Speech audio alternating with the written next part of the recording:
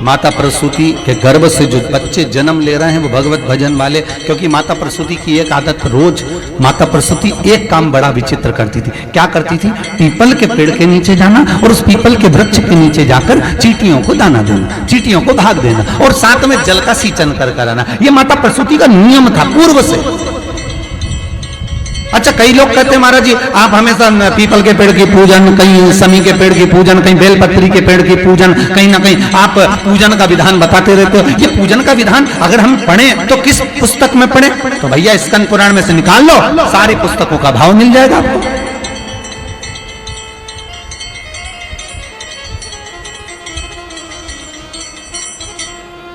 क्यों हमारे हिंदू धर्म में कहा गया कि आंवला नवमी पे आंवले की पूजन करो, दशा माता के दिन पीपल की पूजन करो? क्यों वर्णन कर शास्त्र क्यों कहता है? उसका विधान यहां पर लिखा है। माता प्रसूति ने जितने बच्चों को जन्म दिया, 60 कन्या माता प्रसूति के गर्भ से जन्मी।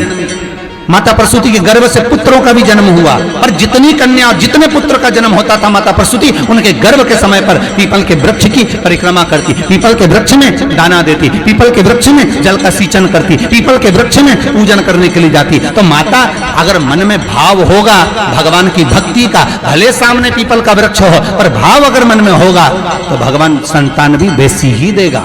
अब तुम्हारे मन में तो बस डॉक्टर ने कह दिया बेड रेस्ट है, रिमोट हाथ में लेके दिन भर टीवी, और टीवी में भी कथा नहीं, केवल वो नाटक, और नाटक में भी ऐसे ऐसे नाटक हो गए कि 24 घंटा कहीं ना कहीं की रोती मिले। जब देखो जब नाटक चालू हो ना तो पूरे नाटक में थोड़े दिन ऐसे आते हैं जिसमें नाटक के जो रोल करने वाले हैं वो मुस्कुराते हुए दिखेंगे, बाकी के समय तो रोते ही मिलेंगे। तो औलाद भी ऐसी पैदा हुई कि इनको गोदी में रखो तो चुप, नीचे सुलाओ तो पे पे करे।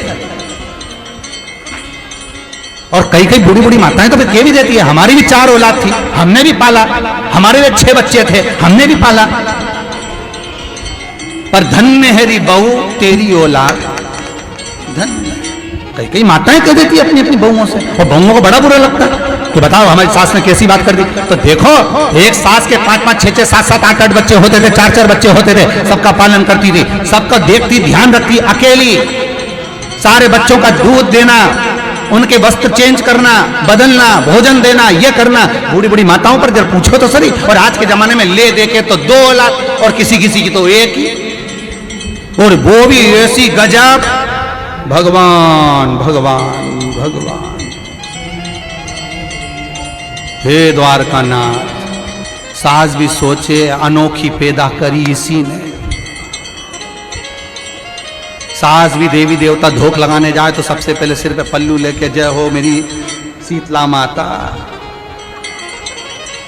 गजब की पैदा करी। औलाद तो इसी ने पैदा करी, बाकी के सब ने तो यूंच करी, इसी की हुई। करना चाहिए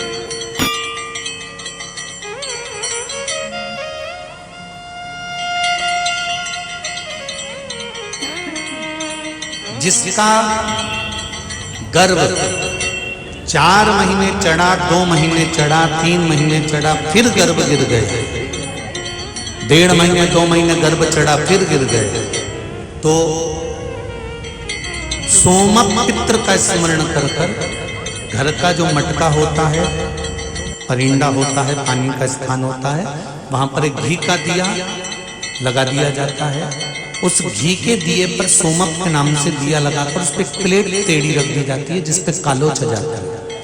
उस कालोच को जो नारी का गर्भ ठहरा है और वो गर्भ अगर बार बार गिर रहा है तो नारी को उस कालोच का उदर भाग पर एक तिलक लगा दिया जाता है।